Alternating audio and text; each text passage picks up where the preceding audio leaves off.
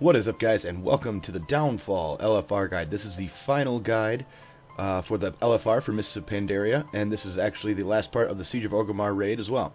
What you're going to want to do here is understand that there are 3 bosses in this tier. There are Siegecrafter Black Fuse, Paragons of the Galaxy, and of course, everybody's favorite Garrosh Hellscream. Now, what you need to know about each of the fights as it pertains to LFR. Remember, if you want to see more in-depth guides about things that may happen in normal or how different abilities may work a little bit more in detail, I do have all normal and working on most heroic guides for these fights as it is. However, this is just what you need to do to get through LFR. So Siegecrafter, as you can see behind you, okay, there is a conveyor belt that does still work. However, we found that people really weren't using it. It really didn't become an issue. You really don't have to use it if you don't want to. It's really up to you. It does make the fight easier, so if you are in a group of people, having them go on the conveyor belt is beneficial to the group, especially, overall as a whole. It makes healing a little bit easier, and that's about really all it does. The things that you need to understand is if you do go on the conveyor belt, you should probably be killing crawler mines. Crawler mines would be the thing you want to kill. If that's not on there, maybe killing the missile turrets would be next. But it's really not too bad, guys. From everything that I saw during this video, they never killed it once. We had no problems, and I was in a pure pug on a about LFR geared player. This is my shaman healer, so he is LFR geared, nothing more. And I did not queue with anybody. This is just a soul pug. So this fight, again, you don't really need to move for much. Okay, standing in the saw blades, as you can see, eventually will kill you. They do not do a lot of damage, so be aware of that. That it's not something that absolutely needs to be moved out of immediately before you die, but obviously taking that additional damage is not a good thing. So please do not stand in saw blades. Okay, the next thing that you want to understand is there's going to be circles that come out of the ground, little orange lines that come out in a semicircle around from where he throws the missile turret. So what you want to do is obviously not stand in those. As you see right there, you want to stand outside of that line, and then you just move back in. So you can just do a dance around the line. Now again, if you do get hit by this ability, it won't kill you. It will take about 60% of your health away. So be aware of that you will drop a little low. So if you want to stay in it, like if you're in the middle of a DPS cooldown or something, pop a personal defensive cooldown, maybe a health stone if you have one, and you should be fine. You don't need to essentially move out of those, but it does help. It won't kill you, but it does help your healers out a little bit. Obviously, when he starts pulling everybody across the room, like you see here, you are going to want to use healing cooldowns, as there is a lot of damage coming out during this. But again, you don't need a ton of healing cooldowns, but you do need some. If you do get targeted by the beam, like you see that person with the red line running right through the raid, probably do the opposite of that. Try not to run right through the raid. That's not going to help you at all, and you're not going to get very far. But that's Siegecrafter Black Fuse, guys. Let's get right into the next boss. Here we have Paragons of the Galaxy, and Paragons of the Galaxy on LFR. Literally, the only thing you need to know about this fight is pick one and burn one. Remember, they do not share health pools, and once one dies, the health bars of the other ones reset. Think think Toes, pretty much. The first boss in Toes, the council fight, where when you kill one, the other 2 go back to full. Okay, you just want to target one and kill it. So whether your raid leader's marking with a skull or your main tank's marking with a skull, whatever it may be, there really isn't an order that it needs to be killed in, guys. We literally just had the DPS pick one, and then they killed it, and that was literally all they had to do. So make sure that you're doing that. You can stack them up, however. Tanks, if you are in LFR, there's really no reason to stack them up, as it's just going to do more damage. Not necessarily at them, but just the more abilities happening in one place. However, in LFR, we didn't really see many abilities. There is a time where you're going to have to break Amber out, or else the boss will heal. Now, what happens is you only have to break the Amber down to 50%, whereas in normal or heroic, you have to destroy the Amber completely. And if it doesn't get killed all the way, it only heals them back up about 20% of their life. So it is something that does need to die, but again, if you don't switch to it, it's not going to wipe the LFR. It's not the end of the world. But do be aware of that when you do see somebody encased in amber, that you do need to kill that amber first. That's really the only thing you're watching out for. As you can see, nobody's moving The reason nobody's moving is because there's no reason to move. There is nothing in this LFR that will kill you. Even going into the last phase, there is a mechanic where you are supposed to stay spread out and stay away from people. As healing, I got to watch this very closely, and it really did nothing. It took away about 50% of your health maybe after it exploded, which is nothing really, so you do not need to move out of that. You literally can just stack up and burn these guys. Now those bloods, to do this properly guys, the bloods do need to die. That is essential that the bloods die. But in LFR again, not essential, as you're pretty much just going to burn through it so quick anyway that by the time the second round of bloods come out, it'll be dead. So be aware that the bloods do need to die before they hit the target, or they will heal the target that they're going for. However, in LFR mode, this does not matter. This again, here's the amber that I was talking about. Switch to it, burn it, get back on the boss, GG. As you can see, there's a skull on one, and that one actually healed all the way up. That amber healed all the way up, and he only got about 20% of his health back. So keep that in mind. That try to kill the one with the skull on it, guys. If somebody marks one with a skull, just be the bigger person, man up, and just burn the one with the skull. Obviously, if there's one with extremely low health, kill that one first, because they don't. Their health bars will reset, as you'll see here in a minute. Once they finish burning through, well, I don't even think they make it through this amber. Let's see. Nope. And you saw him heal about 40%. So yeah, once you see that happen, you're pretty much all right. Just keep going through, keep burning, and you'll be fine. There. See, now the health bars went back full, and it's literally just rinse and repeat. Just pick one, kill one, pick one, kill one, pick one, kill one. Again, in LFR, there's nothing that you can't get away with. You can literally just stay stacked in the middle, burn everything, cleave off everything. As long as you're single targeting one down, that is going to be the biggest thing that happens during this LFR. As you can see, there's 0 determination stacks at this point, and there's no one who's really just, blowing up the meters. There's 1 or 2 guys who are really good, and then there's everybody else, and they're still doing very, very fine. So that's Paragons to Classic, guys. Pick one, burn one, GG. All right.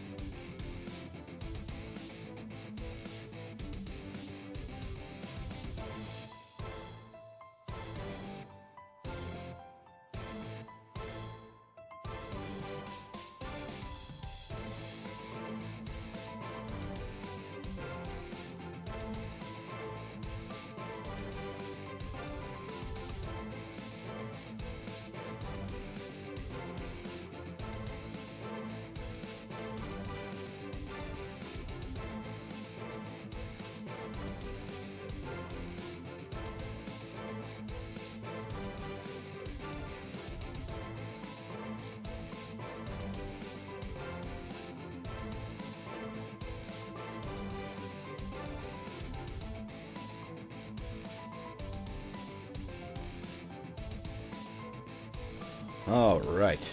Final boss, Garrosh. Garrosh on LFR. Now, if you look closely, you'll see that they're at 8 stacks of determination. Now, I just queued into this group when this happened. Okay, this is not the same group as the first time I did this one the night before. So I wanted to show you guys exactly what it looks like. But what you're pretty much doing is this LFR group had it set up. There was some kind of coordination going on here, but after 8 stacks of determination, I can imagine that everybody was like, okay, let's just try to do this somewhat right so that we can get through this. The easiest way to do this is to pick 2 marks, stay at one. As soon as Desecrate comes out, you move to the other one. That's the easiest way to do it.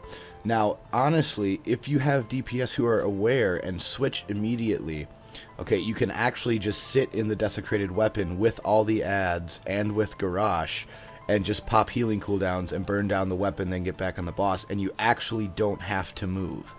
You'll see that in one of the phases where we had Desecrate, literally everybody just stood there, turned and burned the weapon, and you can see the health bars didn't really dip very far. And as I was healing the most, this is very this isn't a good sign because I can't heal worth anything, especially with the gear I'm in now. So imagine if you have somewhat of any good healing, you can probably literally stack up and just burn the weapon, switch the weapon, burn it down, and then switch back to the adds. Remember that being in the desecration field, it will hurt the adds as well as you. So it does do damage to everything that's in it. So you may want to try to do that. Now obviously burning the adds is key here, okay? Just single targeting down Garrosh, while important, making sure that you're cleaning up those adds is also just as important. And let's be honest, you get to do a lot of AoE, which is always fun for everybody to really see some high numbers on those meters. So keep an eye on that. But again, you can literally sit in the desecrated weapon if you want to and just pop healing cooldowns through it. Otherwise, the smarter, safer way to do it would be just to put 2 markers on the ground and switch between them. Now, as you can see, Iron Star, an ability that would normally one-shot you no problem, did not one-shot you. Did about 50% of your health. That's why I said you literally can just stack everybody on one side, pop healing cooldowns, and you're good to go. Again, he'll go into several phase transitions. You just want to kill all the adds and then dodge the boss's smash. Okay, that's literally all you're doing. So it's kill all the adds, dodge the smash, dodge the smash, dodge the smash. He'll bring you back down, and it's rinse and repeat. As you can see, we're going up here.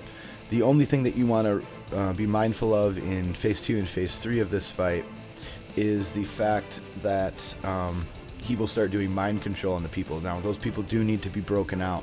It is essential that they're broken out. So again, if you stay stacked up, it's much easier to break everybody out with AoE. Try not to dot these people up. Try not to do anything that's going to do lasting damage or slowing effects. You know, just hard AoE, things like, you know, I know for me, like on my mage, Arcane Blast, things like Chain Lightning, you know, anything that you can just really do a lot of quick damage and it's not going to leave a dot, because those will need to be dispelled if you do that.